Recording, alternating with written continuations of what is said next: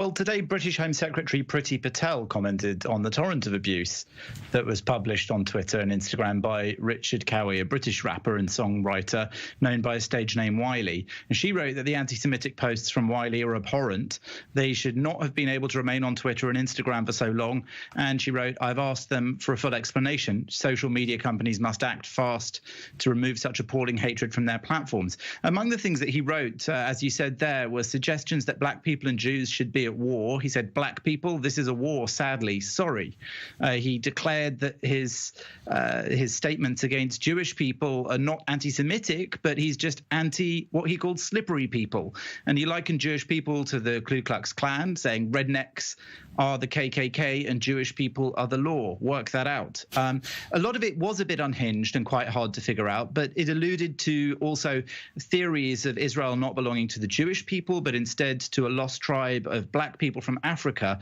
And again, plenty of other typical anti-Semitic tropes, including comments about diamonds and gold and money. It all seems to have stemmed from an argument he might have had with his former manager now, who's dropped him after this incident, who is a Jewish man himself. But it's certainly unclear as to whether that was the cause or whether he's just taking some of this out as well on the Jewish religion and ethnicity of his former manager. Either way, it's caused an awful lot of upset, not least because he's a high-profile figure with 500,000 followers on these platforms, but because it took so long for Instagram and for Twitter to actually block his account while it was spewing out this sort of abuse for hours on end. It went on well over 24 hours, possibly even as much as 48 hours. And as soon as he was kicked off Twitter temporarily, he moved on to Instagram and started making videos abusing Jewish people. There are calls now as well for his MBE to be removed. That's an honour that can be granted to British people who achieve highly in their field, and it's given by the Queen. There's a forfeiture committee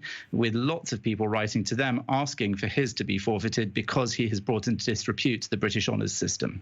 Well, I want you say lots of people. What kind of reaction has there been? You mentioned the official reaction, but there, for example, in the entertainment or the arts industry to this kind of outburst?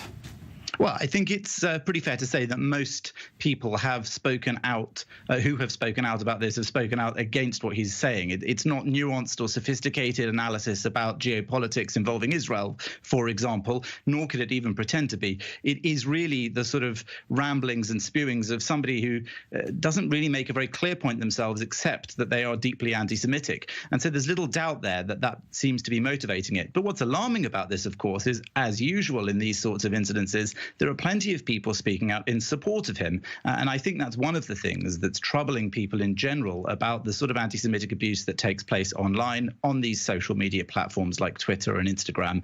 Because when somebody with a high-profile following, somebody who's a role model like this, starts to make these anti-Semitic comments in a very racially charged moment, there are others who will join them, making life difficult for Jewish users too.